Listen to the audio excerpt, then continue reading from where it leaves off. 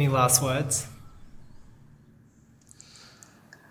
Let's take a moment. Take a moment.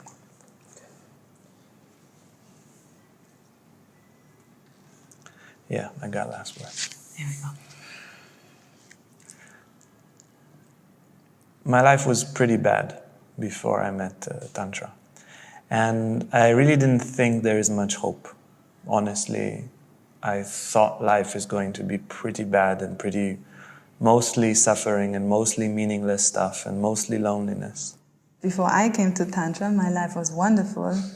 It was amazing, it was full of life, it was full of opportunity. And I always thought, well, if life is already so amazing, then how come I'm still not fulfilled? How come there's still this little empty pocket in my heart?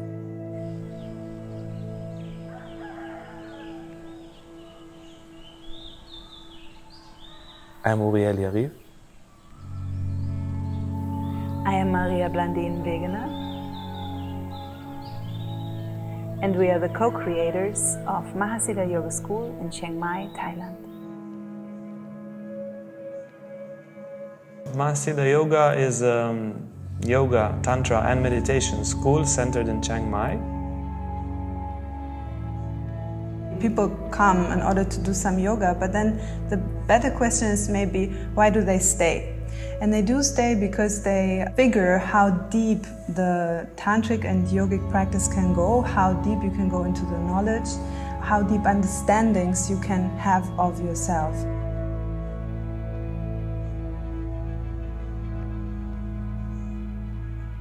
The benefits of a person following the tantric path would be basically what that person really wants. Tantra is here to fulfill our fundamental needs. So for a person who is, for example, longed for love all their lives, Tantra will give them love. For a person who longs to be focused, is all the time scattered and confused, long to be determined, well, there are tantric techniques for that. So whatever it is that you want in life, you would take that particular set of techniques that are offered by Tantra, and then the idea is to practice with perseverance.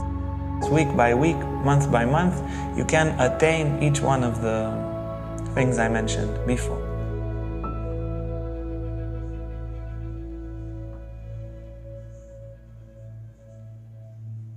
For me, I grew up atheist. Around the age of 16, I started to feel that life has a bigger meaning than what I know.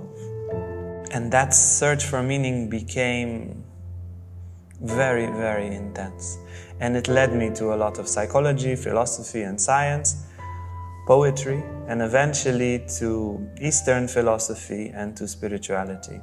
When I found spirituality, when I found Buddhism and Krishnamurti in the beginning, I was utterly set on fire by these books and practices, but I was extremely alone. And yet I decided, even if I'm utterly alone for the rest of my life, this has greater meaning than everything else. When I was 20, like all Israelis, we all go to India. I found a branch of our school there in India, and I found more people like me. I was so lit up by the yoga school, I started to practice 4 or 5 hours a day, basically from the first week. And up till now, it's 18 years today, that it's just, this is my life, I cannot get back. Gradually, slowly did the teacher's training course. I wasn't so inclined to teaching. I just wanted to transform. I wanted to become a better person. And only after 12 years of very, very intense practice did I start to teach, little by little. And then 4 years ago, we came here and started the school.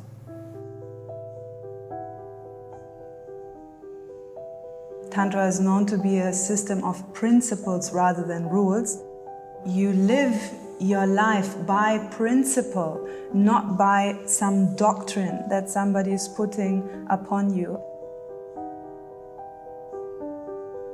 One of the core principles is that Tantra is a path of continuous transformation. You're continuously growing and somehow becoming a better and better and better version of yourself, not so much by adding something to yourself, but rather by revealing who you are already in your deepest nature, and rather removing, for example, the agitations of the mind, removing preconceived ideas of yourself and others, and therefore coming to a more natural version of yourself. And Tantra says we can work at the level of vibration. You want to increase your self-confidence? Self-confidence is a vibration. You can do some exercises and self-confidence will be with you. You do it daily for a month, you become confident because you assimilate the vibration of confidence. The other core principle that you will always find in Tantra is love.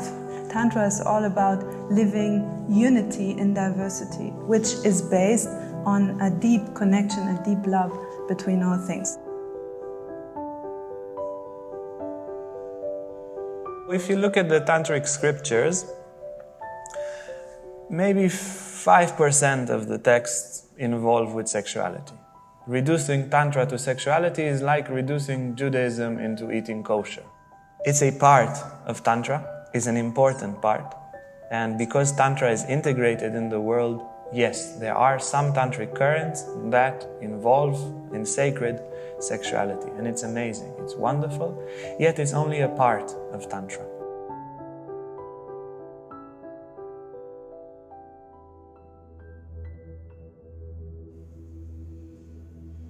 Since I was a little kid, I had a lot of faith and a lot of communication with God, and I had several moments of awakening.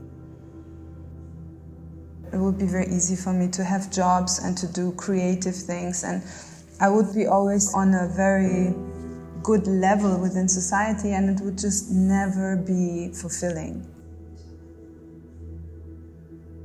So then I started to search a little bit more, and I met this yoga school actually back in Berlin. I was not interested in yoga, it was basically a friend of mine forcing me to come to the class. And nevertheless, it was extremely touching for me, and I remember coming out from that yoga class and just feeling I will never be the same. This is what I was always searching for. So I stopped all my bad habits of drinking and partying and drugs, and I just changed my lifestyle completely and became a yogi. And eventually I was ready to come here to Thailand and make a school.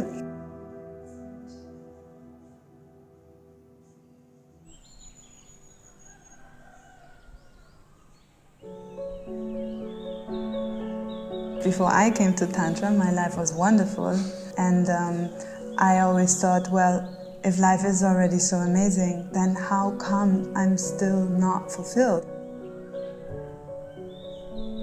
So if you are out there and you're having an amazing life, but you feel just there's just something that you can't wrap your head around, try this. Try becoming really and fully you, and you will see as spectacular as your life is now. It can be infinitely more spectacular.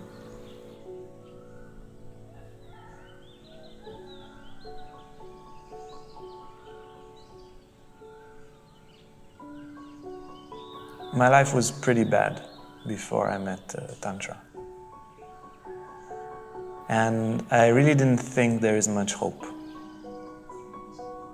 And if anybody feels that there isn't much hope, well, there is hope, and if you are just willing to practice, everything inside of you can be changed, can be rewired, and life can become not just okay, but can become truly meaningful, truly fulfilling, wonderful, and loving.